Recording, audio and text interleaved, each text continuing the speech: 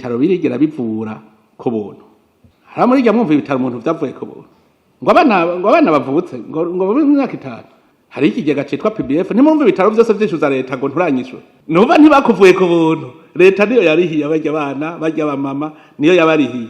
None ko abaganga bahembwa na leta. Frais de fonctionnement akaba ari leta bije. Ayo mahera binjije acaja.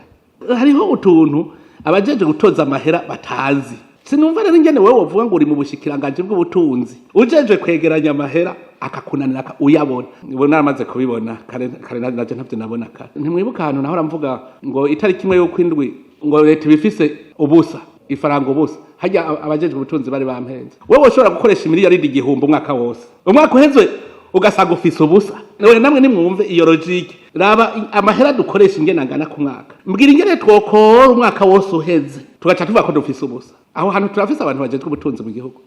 No munsi navuze ko rutera inkuru ndababwira kugira muze muravuga ivyo mubuze. Iyumvire nzabona ibitaro rero ubu vyanditse bisaba ngo ahubwo ngo mukuru w'igihugu ngo nafashe kugira leta irihe ibitaro imiliyoni nambara 300 ngo leta ifite nyabitaro. Ubu nace niyandikira kantu. Nimbega leta niyo yari habaza cyabajana. Ko nabari leta nyene. Umunsi umwe nabonye sosuma iri kwiburana na Obere. Ngo Obere yayitoje amahera iregarema.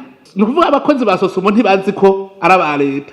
Bazi yuko ari societe privée ibere hari